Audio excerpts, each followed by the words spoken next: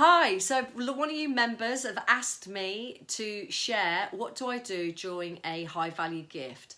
So I'm just going to take you through what I do. Doesn't make this right, doesn't mean this is what you have to do, it's just me sharing. So what I do before I ever do a high value gift are these three things, a little notes to self.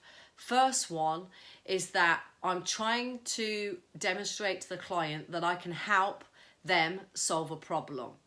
Yep, because people will work with you if you help them solve their problems. So that's one thing I'm doing. I'm looking at what is the problem. The second thing, I'm giving them a coaching experience so they can experience what coaching would be like with me.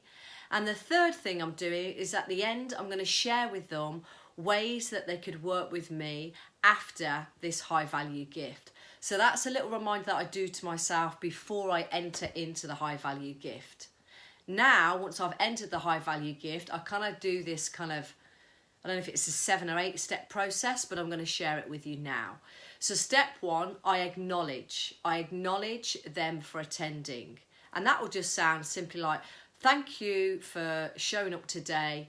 It means a lot to me that you're able to give your time to this call and give this space for you to help yourself and share what's a challenge for you right now. So thank you. That's the first thing I kind of do, acknowledge them. The second thing, I ask them that do they have anything they want to know about me before we get going? Would they like to ask me anything about my personal, business or coaching life? Now, the reasons why this step 2 is so fundamental, within the first couple of minutes, you want to create that both of your energies are on the same level.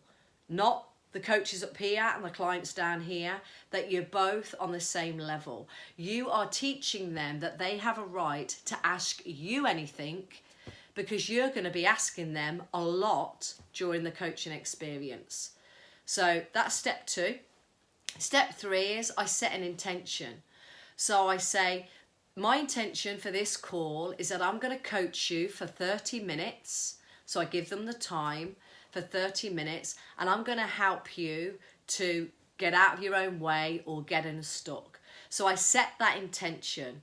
Then I check in with them that that's their intention.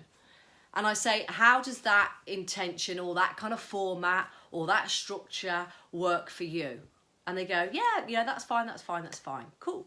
The next thing I go into is the coaching experience. So I ask them, what would you like to get from today, if anything? What would you like to get from the call? And then they often say what the problem is.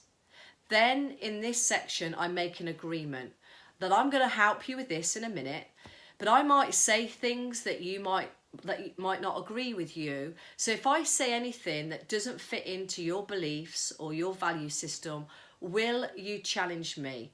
Can we make an agreement? So that's the next step. I get them to make that agreement. So that, again, I'm reinforcing the energy between us is here. Yeah. Then I actually go into coaching them. And here is I kind of go, okay, can you tell me where you are at the moment? What's happening for you right now? What is causing you the reason that you made this call? What's going on for you? So I'm looking at where they are, point A. I'm looking at, are they beating themselves up? Are they procrastinating? Are they annoyed at their kid, their boss, their husband, whatever it is? Then I listen to them, ask some questions there, and then I say, where do you want to be? Or how would you like to be? That's taking them from point A to point B. And that's where you as a coach is going to help them to solve their own problem. So I'm really clear in my head, they're here and they want to go there. Then I actually coach them, and then I go into the next step, which is coming up with some solutions, giving them a takeaway, something that they can take away with them and work with. So it could be, look, between point A and point B, it seems like you're not acknowledging yourself. Could you write a journal for the next 10, 15 days? Could you write a little mantra? Could you read this book? So I give them something, that a suggestion that just comes out during the coaching session. So that's the next step. Then I ask them this really, really important question, which is, what have you got from today's experience or today's session, if anything? This is truly, truly important for you. And the reasons why is, there's part of your ego going, oh my God, I shouldn't have said that. Oh my God, I don't know what to do. Oh my God, I haven't helped them. Oh my God, la la la. You'll be judging yourself during this session.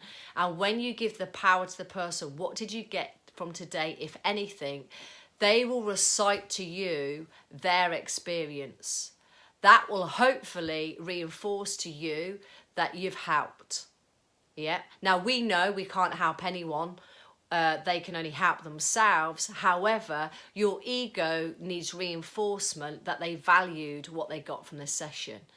Then after that question, I say to them, look, you can go away and work with what we've done so far, or could I share with you how I could help you after today?